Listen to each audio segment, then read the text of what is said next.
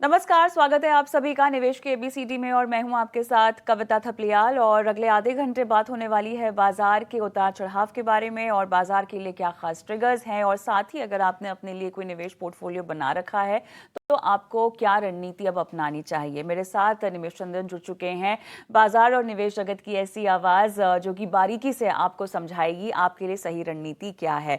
बहुत बहुत स्वागत है आपका हमारी आज की इस पेशकश में निमेश। और हमेशा की तरह दारोमदार आपके ऊपर है हमारे दर्शकों को गाइड करने के लिए, उन्हें मार्गदर्शन देने के लिए। तो सबसे पहला सवाल बहुत ही बेसिक रखूंगी, कैसा महसूस हो रहा है? अर्निंग्स खत्म हो चुकी हैं और खैर टैरिफ की तलवार अभी भी लटक ही रही है, क्लैरिटी का हम सबको इंतजार है। नेगोशिएशंस जो हो रही थी वो अब टल गई हैं, नया टैरिफ आता हुआ दिखाई दे रहा है, लेकिन उसके ऊपर भी नए अपडेट्स लगातार आते रहते हैं। Geopolitical tension in terms of Wars अभी भी बनी हुई है।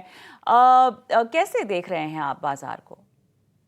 पहले तो Kavita, thank you for having me on your show. एक since this is an important question, मैं थोड़ी सी उसका एक लंबा जवाब देना चाहूंगा उसका कि लास्ट ईयर मार्च में जब निफ्टी अराउंड 22,000 के लेवल पे थी, तब से हमने मार्केट पे बाय कॉल दिया हुआ है कि this is the time to invest. हाँ, ये साल काफी वॉलेटाइल रहा है, बट वहां से अगर देखें तो मार्केट ने 15-16% आपको रिटर्न्स दिए हैं, स्पेशली लार्ज कैप में। अब अगर यहां से आगे कैसे बढ़ना है, जनरली मार्केट्स हम जब जब देखते हैं तो उनकी 4 साइकिल में हम डाइसेक्ट करते हैं उसे। एक होती है इकोनॉमिक साइकिल कि आपकी जीडीपी कैसे कर रही है, इकोनॉमी कैसे कर रही है। अगर हम अभी देखें तो इंडियन जीडीपी में अपग्रेड्स आ रहे हैं, इकोनॉमिक साइकिल अपटर्न पे है। सेकंड होती है प्रॉफिट साइकिल, जो कॉर्पोरेट साइकिल कही जाती है या बिजनेस साइकिल कही जाती है। लास्ट ईयर निफ्टी 50 जो कंपनीज थी उनकी अर्निंग्स कुछ 6 से 7% से बढ़ी। इस साल FY 26 में जो ग्रोथ रेट होगी लगभग 9 से 10% के आसपास होगी। एंड 27 में जो आंकड़े हैं, जो एस्टिमेट्स हैं, वो है अबाउट 14 to 17% प्रॉफिट इंक्रीज के। यानी ये जो इंडिया की जो कॉर्पोरेट की अर्निंग साइकिल है वो एक अपटिक पे है। थर्ड साइकिल होती है क्रेडिट साइकिल, जो आपके ब्याज दर देखते हैं या क्रेडिट जो मार्केट में घूम रही है या लिक्विडिटी जो मार्केट में चल रही है वो कैसी है। तो अगर आप देखेंगे ब्याज दर कम हुए हैं, मार्केट्स में लिक्विडिटी कंफर्टेबल है, आरबीआई ने इंटरेस्ट रेट कट किए हैं और बैंक की क्रेडिट ग्रोथ अब बढ़ रही है। जो 9 से 11% लास्ट ईयर चल रही थी, इस साल लास्ट एटलीस्ट 2 महीने से हम देख रहे हैं कि 14-15% तक आ गई है।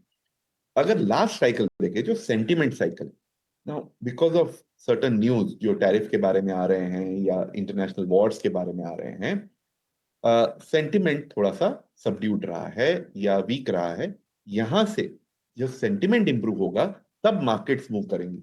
जो पहली 3 साइकिल हैं वो फंडामेंटल साइकिल्स हैं, जो इकोनॉमी, बिजनेस या क्रेडिट को देखती हैं।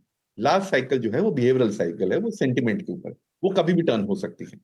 तो अगर फर्स्ट 3 साइकिल्स आपके फेवर में हैं तो मार्केट अप मूव जो यहां से है वो कर सकती है। पोटेंशियल है कि यहां से मार्केट ऊपर की तरफ मूव करेंगे। ऑलराइट, चलिए थोड़ा सा अब मैं चाहती हूँ कि हम आईटी पर बात कर लेते हैं, क्योंकि एआई डिसरप्शन हो गया। यूएस की कंपनियां, भारत की आईटी कंपनियां, हर कोई जो है अब एआई और उससे लेस टेक्नोलॉजी को अपने बेड़े में शामिल करना चाहता है। अगर हम इतिहास देखें निमेश, आप बेहतर समझते होंगे क्योंकि आप बाजार की हर चाल को और इस तरह के ट्रांसफॉर्मेशन को ट्रैक करते आए हैं। Y2K हो या उसके बाद के जितने भी चैलेंजेस हो, चेंजेस हो, हमने देखे हैं कि थोड़ा सा डिसरप्टिव माहौल रहता है और बदलाव हमेशा इनिशियली थोड़ा सा परेशान करता ही है। लेकिन बहुत एक्सपर्ट्स का ये कहना है कि आईटी क्षेत्र में जो पहले के बदलाव हैं उसके मुकाबले अब एआई का अगर हम बदलाव कंसिडर करें या कंपेयर करें तो ये ज़्यादा डीपर हो सकता है और थोड़ा लंबा भी चल सकता है। आप इससे कितने सहमत हैं? और अब क्योंकि ऐसा नहीं था कि हमें लग नहीं रहा था कि ऐसा दौर हम देखेंगे, काफ़ी समय से पता था, हमारी आईटी कंपनियां तो काफ़ी समय से कोशिश ही कर रही थी कि इस रास्ते पर आगे बढ़े, लेकिन अब ये अचानक जो होता हुआ हम देख रहे हैं, क्या इसे अचानक माने या नहीं माने और ये कितना लंबा चल सकता है? आईटी कंपनियों का अब क्या होगा? ये आजकल हॉट टॉपिक रहा है डिस्कशन का, एआई और उनका जो इफेक्ट आएगा आईटी सेक्टर पे और स्टॉक्स पे। तो ये काफी हॉट टॉपिक है। इसे जैसे मैं समझता हूँ, मैं उसे 3 बकेट्स में स्प्लिट करता हूँ कि पहले टेक्नोलॉजी चेंजेस क्या हो रहे हैं, उसका इम्पैक्ट फंडामेंटल्स पे क्या होगा, एंड थर्ड है वैल्यूएशन या क्राउड बिहेवियर का रहेगा उस पर। तो टेक्नोलॉजी चेंजेस जो आप जैसे आपने भी अभी मेंशन किया कि जब जब टेक्नोलॉजी चेंजेस आते हैं इतिहास में, तो किसी सेक्टर के लिए अपॉर्चुनिटी क्रिएट करते हैं, किसी के लिए कुछ चैलेंजेस क्रिएट करते हैं। कंपनीज कैसे उसे मैनेज करती हैं उन पे डिसाइड होता है कि उनकी फ्यूचर ग्रोथ रेट क्या रहेगी। एआई जो है एज अ कंट्री हमें बेनिफिट करेगा। इनफैक्ट जॉब्स नहीं जाएंगे, बट जॉब में जो प्रोफाइल होगी वो शायद चेंज हो जाए एंड कंट्री की प्रोडक्टिविटी बढ़ेगी। काफी ऐसे क्षेत्र हैं जो एआई का एडवांटेज लेंगे, प्रोडक्टिविटी बढ़ाएंगे, और उस वजह से as a country India will do well. But इसमें जो सबसे पहले सेक्टर जो इम्पैक्ट होता है अगर फंडामेंटल की तरफ है तो वो है आईटी सेक्टर। अब मैं पहले तो ये डिस्क्लेमर देना चाहूंगा कि आईटी सेक्टर में एट बजाज फिनसर्व एएमसी हम अंडरवेट हैं। हमने इंडेक्स से कम एलोकेट किया है, और ये हाल में नहीं किया है, ये लास्ट ईयर से हमारा अंडरवेट चल रहा है because of some reasons we were seeing. Main reason ये है कि इसमें जो लार्ज कंपनीज है उसमें जो ग्रोथ रेट है रेवेन्यू की, वो 4 से 8% या 4 से 9% के आसपास। अब एआई ऐसा नहीं है कि कल का कल इसे इम्पैक्ट करेगी, बट गोइंग फॉरवर्ड ऐसा हो सकता है कि इसमें थोड़ी सी ग्रोथ रेट पे इम्पैक्ट आए। बट बिकॉज इसकी जो ग्रोथ रेट है वो सिंगल डिजिट में है, थोड़ा सा भी चेंज अगर नेगेटिव आता है कहीं बिकॉज ऑफ एआई इम्प्लीमेंटेशन या किसी क्लाइंट की वजह से, तो इनके ग्रोथ रेट काफी कम हो जाएंगे और उस वजह से वैल्यूएशन पे इम्पैक्ट आ सकता है। तो last coming to crowd behaviour, generally लोग क्या करते हैं जब टेक्नोलॉजी चेंज होती है, लोगों को पता नहीं है कि कितने चैलेंजेस आएंगे। ग्रोथ रेट एस्टिमेट करना थोड़ा सा मुश्किल है कि आगे कौन इसका बेनिफिट लेगा कौन नहीं ले पाएगा। तो क्राउड क्या करता है, उस सेक्टर जहां पे ये प्रॉब्लम दिख रहे हैं उनको, तो वैल्यूएशन कम कर देता है। देखिए टेक्नोलॉजी प्रॉमिस जो होती है और क्या डिलीवर करती है इमीडिएटली, उसके थोड़ा सा गैप, टाइम गैप होता है। अभी बहुत सारी क्लेम्स हो रहे हैं कि से सॉफ्टवेयर सर्विसेज में ज्यादा इम्पैक्ट होगा या सॉफ्टवेयर पैकेज सॉफ्टवेयर में ज्यादा इम्पैक्ट होगा, बट वो फ्यूचर है, अब इमीडिएटली तो नहीं हो रहा है। तो अभी जो आई डिलीवर कर रहा है और फ्यूचर में उस अनसर्टेनिटी की वजह से क्राउड जो है वैल्यूएशन कम कर देगा बिफोर दैट, एंड जो आप मार्केट में आज देख रहे हैं। चलिए अब साथ ही थोड़ा सा मैं एफआईआईज का भी रुख समझना चाहती हूँ। आईटी क्षेत्र को लेकर स्पेशली क्या बन रहा है? एफआईआई जो हैं, अगर आप बजट और ये ट्रेड डील के पहले देखें तो कंटिन्यूअस आपने देखा होगा कि सेलिंग चल रही थी। बट यूएस ट्रेड डील के बाद और बजट के बाद एफआईआई एटलीस्ट लास्ट मंथ हमने देखा है कि कुछ पॉजिटिव नंबर्स आ रहे हैं, इन्वेस्टमेंट्स उनकी पॉजिटिव है। अब एफआईआई भी हम ऐसे एक पर्टिकुलर कैटेगरी नहीं बोल सकते। एफआईआई में बहुत सारी अलग अलग कैटेगरीज होती हैं जो इन्वेस्ट करती हैं इंडिया में। कुछ हेज फंड्स होते हैं, कुछ पैसिव यानी कि इंडेक्स फंड्स हो सकते हैं, कुछ लॉन्ग ओनली फंड्स होते हैं, कुछ पेंशन फंड्स या सॉवरेन वेल्थ फंड्स होते हैं। सबकी नीति या स्ट्रैटेजी एक नहीं होती। इनकी जो स्ट्रैटेजीज होती है वो अलग अलग रणनीति उनकी हो सकती है। बट अगर देखा जाए तो लास्ट 2 इयर्स बैक से सितंबर 2024 से अगर देखें तो इंडिया में जनरली अर्निंग्स डाउनग्रेड हुए थे, थोड़ा सा स्लो डाउन हुआ था। वैल्यूएशन हाई लग रहे थे compared to other emerging markets, क्योंकि हमने कोविड के बाद इन इमर्जिंग मार्केट्स को 70-80% से आउट परफॉर्म किया था। तो उस वजह से कुछ पैसा जो है बाकी इमर्जिंग मार्केट्स में एलोकेट हुआ, यहाँ पे थोड़ा सा कम हुआ या सेलिंग हुई। अब जो है इंडिया की ग्रोथ रेट पिकअप कर रही है, वैल्यूएशन अट्रैक्टिव है, और वो जो इमर्जिंग मार्केट बहुत डिस्काउंट पे चल रहे थे वो भी आपको ऊपर आ गए हैं। तो इंडिया इज अट्रैक्टिव। इसमें कुछ पर्टिकुलर सेक्टर्स में ऐसा हो सकता है बिकॉज ऑफ अनसर्टेनिटी या कुछ चैलेंजेस, वहां पे सेलिंग कंटिन्यू हो सकती है। बट ब्रॉडर इंडिया में इतने सारे सेक्टर्स या इतनी सारी अपॉर्चुनिटीज हैं इंडियन मार्केट में कि अब वहां पे अच्छी कंपनीज विद ग्रोथ रेट या अच्छे sectors with growth rate and good valuation pickup कर सकते हैं। ऐसा हम ग्रोथ पॉकेट्स को पकड़ते हैं और ग्रोथ पॉकेट्स में कुछ चुनिंदा सेक्टर्स, डेफिनेटली आप अपने हाउस व्यूज के हिसाब से तो हमको बताइएगा, लेकिन साथ ही जो हमको समझ में आ रहा है निमेश, जैसे कि पीएसयू, मेटल, एनर्जी पैक, यहाँ पर लग रहा है कि थोड़ा सा अब फोकस बनता हुआ और बढ़ता हुआ भी दिखाई दे रहा है। वैल्यूएशंस यहाँ पे पी मल्टीपल्स के हिसाब से काफ़ी अट्रैक्टिव हैं। क्या आप कहेंगे कि यहाँ पर एक ऐसी थीम बनती हुई दिखाई दे रही है बाजार में जहाँ पर हम कहते हैं अंग्रेजी में money is hiding in value? कहाँ पर आपको लगता है कि अब वैल्यू है, और कैसे आप देख रहे हैं ओवरऑल मार्केट कैप्स को वैल्यूएशन वाइज पे? इकोनॉमिक अपटर्न है और बिजनेस साइकिल भी अपटर्न है। तो पहले नजर जाती है सिक्लिकल क्षेत्रों में, जहां पे ब्रॉड जो क्लासिफिकेशन है वो है financials, industrials and materials. Materials यानी कमोडिटीज, मेटल्स, सीमेंट, वो सब। तो इन तीनों सेक्टर्स पे हम बुलिश हैं। फाइनेंशियल्स में बीएफएसआई यानी banking sector, specially private banks अच्छा कर रही हैं, एंड वैल्यूएशन भी वहां पे अट्रैक्टिव हो गए हैं अभी। Second part is your industrials, जहां पे कुछ कंपनीज जो कैपेक्स से या मैन्युफैक्चरिंग से रिलेटेड है, या तो वो एक्सपोर्ट कर रही हैं या डोमेस्टिक डिमांड से बेनिफिट कर रही हैं। थर्ड जो सेगमेंट है जो कमोडिटीज का, जैसे मैंने कहा, आफ्टर अ लॉन्ग टाइम हम देख रहे हैं कि इंटरनेशनली ऑल्सो कमोडिटी प्राइसेस ऊपर जा रहे हैं। एआई की वजह से काफी ऐसे क्षेत्र हैं जहां पे फॉर एग्जांपल कॉपर की डिमांड बढ़ रही है, और एल्यूमिनियम भी, because it takes a lot of power, उसमें जो प्राइसेस हैं वो बढ़ रहे हैं।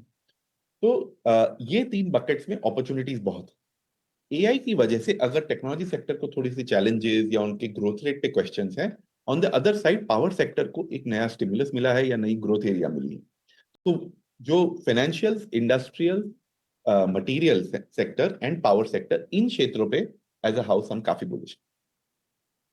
ऑलराइट। अब चलिए यहाँ पर थोड़ा समझना चाहेंगे कि बाजार की इस तरह की चाल में पोर्टफोलियो डाइवर्सिफिकेशन, रीशफलिंग, रीबैलेंसिंग हमेशा बहुत ज़रूरी होता है।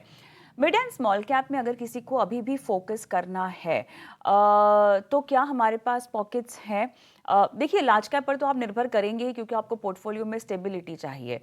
कहीं ना कहीं उतार चढ़ाव से आपको एक प्रोटेक्शन मिल जाती है, लेकिन हैविंग सेड दैट, कमाई के मौके क्योंकि इस बाजार में हमें ढूंढने भी चाहिए। क्या मिड एंड स्मॉल कैप्स आपको लगता है कि वो अपॉर्चुनिटी आपको फिलहाल दे रहे हैं? कविता, देखिए क्राउड बिहेवियर कैसा रहता है, साइकिल्स कैसी रहती हैं कि दिसंबर 2024 के क्वार्टर में स्मॉल कैप की as a category earnings growth इतनी अच्छी नहीं थी, बट वैल्यूएशंस हाई थे और लोग स्मॉल कैप के बारे में ही बात कर रहे थे, क्योंकि आपको याद होगा सितंबर से लार्ज कैप करेक्ट होना शुरू हो गए थे, बट स्मॉल कैप्स में रैली चल रही थी। अब दिसंबर 25 के अगर क्वार्टर के नंबर्स देंगे तो स्मॉल कैप की अर्निंग्स ग्रोथ बहुत अच्छी है, लेकिन लोगों को आज स्मॉल कैप में इंटरेस्ट नहीं है। अब वैल्यूएशंस जो है वो स्मॉल कैप में अट्रैक्टिव हैं। मैं ये नहीं कहूंगा कि सारे स्मॉल कैप्स को आप एक ही वैल्यूएशन से कंपेयर करें, बट टिपिकली स्मॉल कैप्स में ऐसी काफी कंपनीज हैं जहां पे बिजनेस बहुत अच्छा है, यानी उनके कैश फ्लोज, उनकी जो रिटर्न ऑन कैपिटल है वो अच्छी है, ग्रोथ अच्छी है, मैनेजमेंट क्वालिटी अच्छी है उनकी, और वैल्यूएशंस भी अब अट्रैक्टिव हैं। तो अगर आज किसी को एक स्मॉल कैप पोर्टफोलियो बनाना है, 250 से 300 अगर कंपनीज, हम तो 900 कंपनीज तक देखते हैं, माइक्रो कैप तक जाते हैं, बट अगर 250-300 कंपनीज में भी अगर 50 कंपनीज का एक अच्छा पोर्टफोलियो बनाना है स्मॉल कैप में, तो आज आपको क्वालिटी, ग्रोथ एंड वैल्यू तीनों मिल जाती है। ऑलराइट। देखिए, आईपीओ बाजार का जो है वो काफ़ी गर्म है।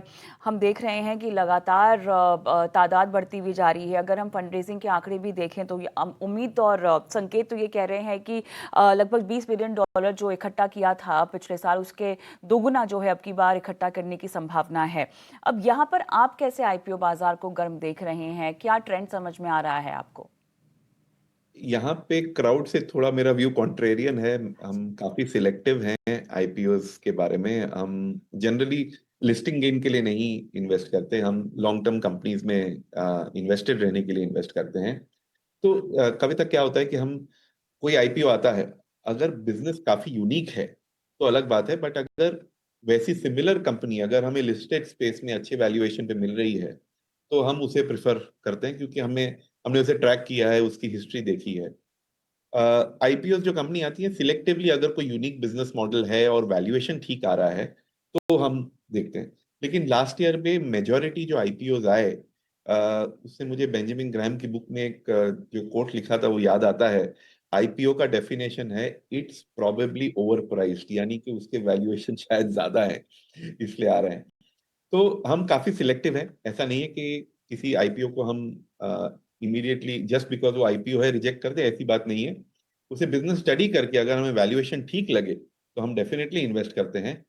पर बिकॉज मार्केट लास्ट ईयर में इतना वॉलेटाइल रहा है कि लिस्टेड स्पेस में ही इतनी अपॉर्चुनिटीज मिल जाती हैं कि अच्छे दाम पे अच्छी कंपनियां मिल रही हैं, तो हम आईपीओ को जनरली सब्सक्राइब नहीं कर पाते। अच्छा, लेकिन देखिए थोड़ा सा न्यू एज कंपनीज के बारे में मुझे आपसे पूछना ही पड़ेगा, क्योंकि कहीं ना कहीं ये जो है लिस्टिंग्स को लीड करेंगी। अगले 12 से 18 महीनों में हम देखेंगे लगभग 30 से 40 न्यू एज कंपनियां हैं जो लिस्ट होने वाली हैं, कम से कम जो संकेत मिल रहे हैं।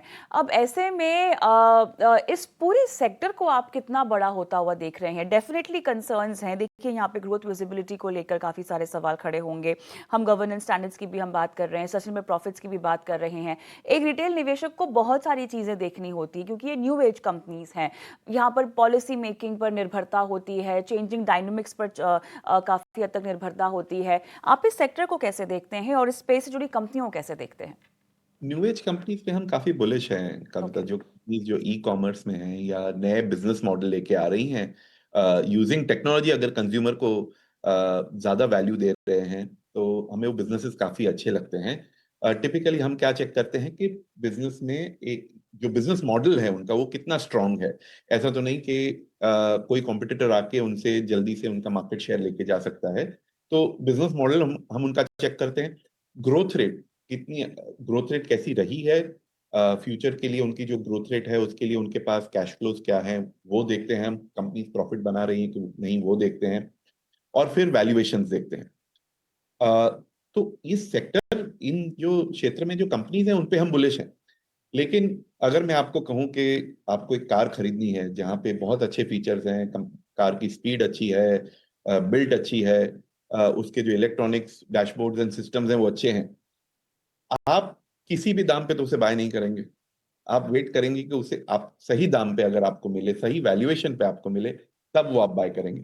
तो हमें इन सेक्टर्स में कंपनीज बहुत पसंद हैं, लेकिन कुछ कंपनीज जो आईपीओ के लिए आ रही हैं उनके वैल्यूएशंस बहुत हाई रहते हैं। तो अल्टीमेटली तो इन्वेस्टमेंट के रिटर्न्स तब बनेंगे जब आप अच्छी कंपनीज को अच्छे दाम पे खरीदें। तो बिल्कुल। उस वजह से हम थोड़े से कम एक्टिव हैं आईपीओ में। अच्छा। अच्छा, एक चीज़ जो मैं आपसे शुरुआत में पूछना भूल गई, आपकी ज़िंदगी में एआई की इंक्लूज़न कहाँ-कहाँ हो गई है, ये बताइएगा? ये बहुत ही इंटरेस्टिंग क्वेश्चन है कविता।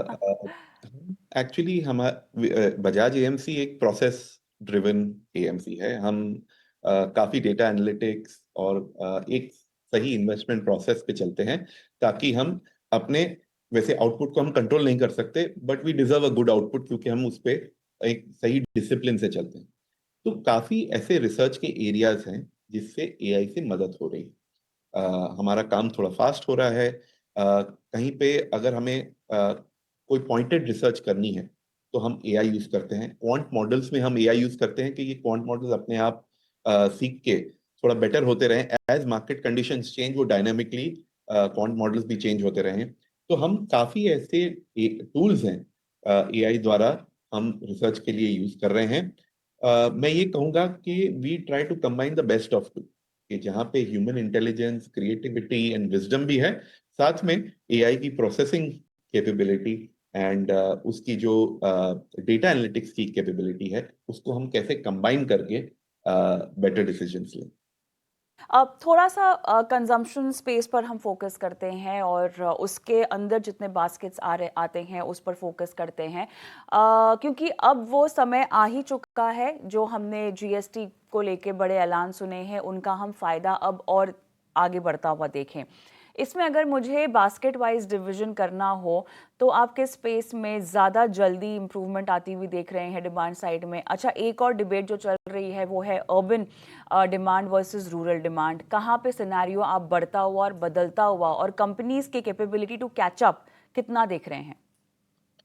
तो ये एक कंजम्पशन इज एन एरिया जहां पे मैं बहुत ही बुलिश हूँ, but for a longer term. यानी ऐसा नहीं है कि हर क्वार्टर आपको एक लाइक एन पॉजिटिव सरप्राइज या आंकड़े मिलेंगे। ओवरऑल कंजम्पशन पे, from groceries and FMCG till real estate, सारे सेक्टर्स पे मैं बुलिश हूँ। अनफॉर्चुनेटली क्या है कि ये ऐसा सेक्टर है, ये देखिए टेक्नोलॉजी सेक्टर या कुछ ऐसे सेक्टर होते हैं जहाँ पे मूवमेंट्स या चेंजेस काफी शार्प होते हैं। कंजम्पशन इज एन एरिया जो धीरे धीरे चलता रहता है, और हाँ, at a good rate, because India में middle income and earnings growth जो हाउस होल्ड्स की है वो इतनी अच्छी है कि वो अच्छे हाई ग्रोथ रेट पे चल रहा है। मुझे एक कॉन्वर्सेशन याद आती है जेफ बेजोस और वॉरेन बफेट के बीच, जेफ बेजोस, जो वॉरेन बफेट, आपने देखा होगा कि वो फाइनेंशियल एंड कंज्यूमर कंपनीज में इन्वेस्ट करते हैं। तो जेफ बेजोस ने पूछा, आपकी स्ट्रैटेजी इतनी रणनीति जो आपकी है, इन्वेस्ट करने की स्टाइल है, इतनी सिंपल है, कोई आपको कॉपी क्यों नहीं करता? तो वॉरेन बफेट ने कहा कि जस्ट बिकॉज के लोग स्लोली रिच होना नहीं चाहते, जल्दी रिच होना चाहते हैं। कंजम्पशन एक ऐसा एरिया है जो लॉन्ग टर्म वेल्थ क्रिएट करेगा इन इंडिया। ये ऐसा कोई फास्ट मूविंग सेक्टर नहीं है, but has a strong potential and long runway.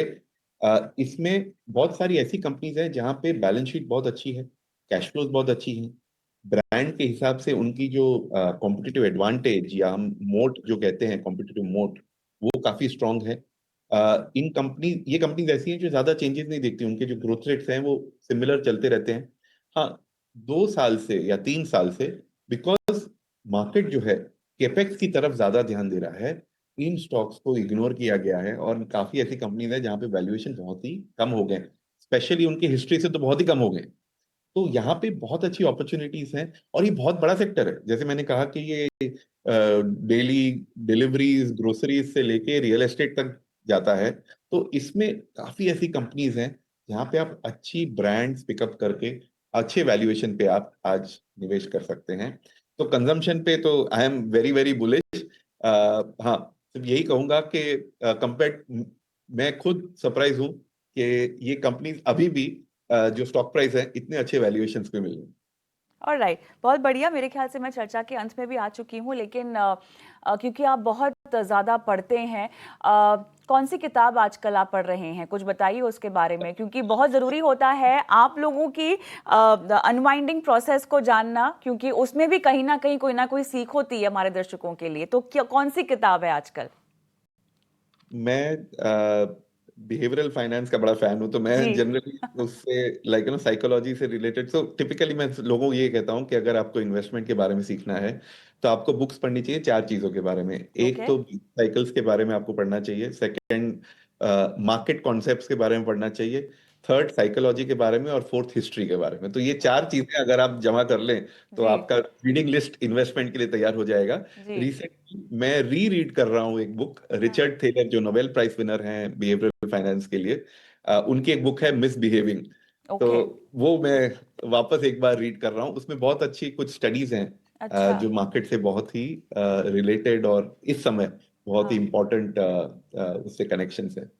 चलिए, तो मतलब अगली बार चर्चा में आप हमें उस बुक के जितने भी क्रक्स निकल कर आ रहे हैं, जो हमारे काम के हैं, दर्शकों के काम के हैं, वो बताएंगे। मेरे ख्याल से अगली चर्चा का मुद्दा भी अभी तय हो गया है, लेकिन फिलहाल शुक्रिया आपका, आपने समय दिया और इतने इत्मीनान से बातचीत की और दर्शकों को मार्गदर्शन दिया। शुक्रिया शो पर आने के लिए निवेश, धन्यवाद। Thank you. चलिए, इसी के साथ आज की इस पेशकश को भी हम यहीं समाप्त करते हैं, लेकिन आप बने रहिए हमारे साथ, लगातार देखते रहिए 18 स्वदेश। नमस्कार।